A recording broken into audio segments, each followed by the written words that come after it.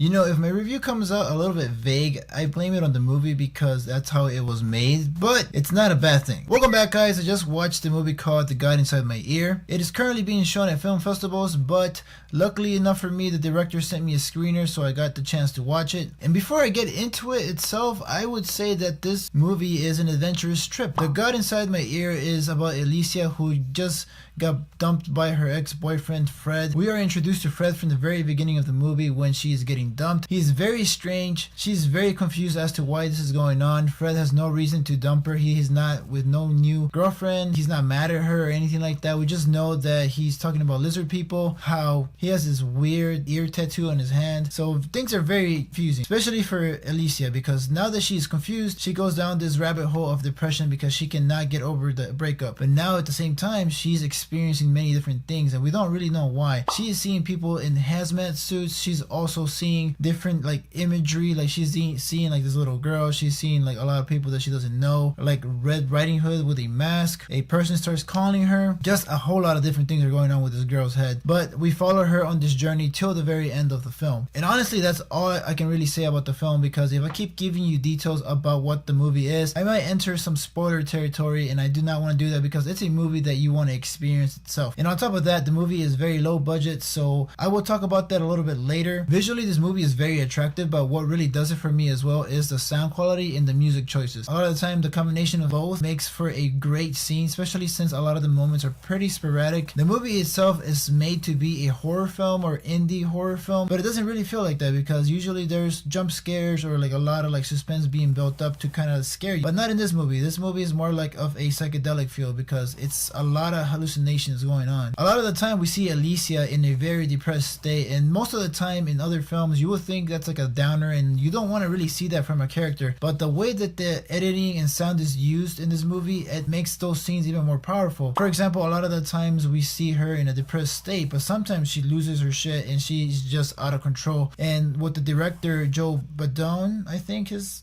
how you say it, I'm not sure. The way that he uses the scenes is that he cuts it up, that one scene, like he makes it seem like he cut it up like crazy, like it just makes it more crazier for the character, and as the viewer it makes me even more confused, and it kind of makes me feel like what she would be feeling in that scene at the same time. So I like that they did that, especially with what they had. So let me briefly talk about the quality of the film, because honestly it's a very attractive and interesting movie. The budget itself, like I said, is $8,000. If that wasn't impressive enough, it took 13 days to make it, according to what I read and I saw on YouTube. So that is very impressive because honestly it takes me about 2 days or so to edit and review a video. So for me, 13 days is a very short time to make a movie. So kudos to the director and everybody involved in this film. Now moving on to the actress and actors of the film. The main one is Linnea Gregg, who carries the entire film on her shoulders, and I think that if it wasn't for her, I don't think this movie would have worked as well. Obviously people are gonna say this is a very low budget film. A lot of the side characters don't work as well, and I can agree. Like some of her friend characters don't really seem like they are her friends. Like I don't believe it that much. And you have other characters like the psychics and like the wizards or whatever, but those don't really matter. The ones that really mattered for me are the ones that added more to her character and like helped develop her more as a person, especially since she was going down this depressive state. And I'm talking about people like in the hazmat suit, you know, the people you see in her imagery, the little girl, the person on the phone. Like those characters added so much more to this character. One thing that I really liked about the film, and I don't know if this was done on accident or I just caught on it, is the fact that we don't really have a time frame or a time period. So what they do is they visually tell us, you know, what kind of time period we're in. We are shown that, you know, they are still using big ass TVs. They're still like using landlines. Their clothing style as well just seems older. So I like that they did that. I like that they didn't have to like throw a date right in front of our faces or like a year. So that was pretty cool. The main factor about this film especially is the vagueness. A lot of it comes down to the viewer's predictions, because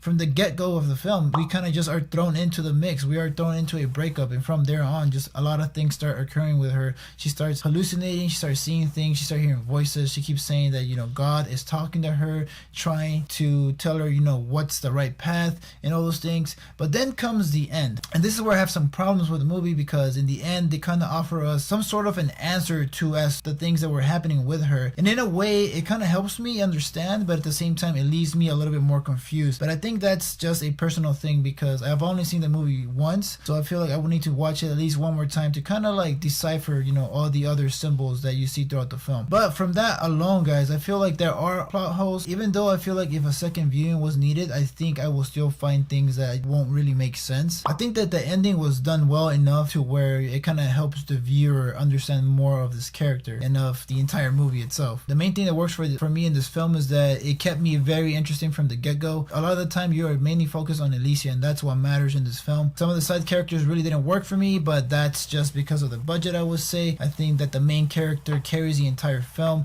The way that it is directed and edited, I think was phenomenal, especially for the budget. And I can see a lot of young directors being inspired by a movie like this. So with all that said, guys, I hope you guys do get to check it out. I definitely want to watch this again, and obviously if you guys are interested and maybe this movie blows up, I would want to put out my predictions and kind of like my own assumptions about the film. So I'm going to give The God Inside My Ear a 3.5 out of 5. So if you guys seen this movie, let me know what you guys thought about it. Also, let me know what your thoughts are on the film and what do you decipher out of this whole story. But guys, if you haven't followed me on Twitter, please do so at FMO1126. Also, make sure to subscribe on my YouTube channel. Hit the little bell for notifications. Give this video a big thumbs up so it can help me out. But as always, guys, stay tuned.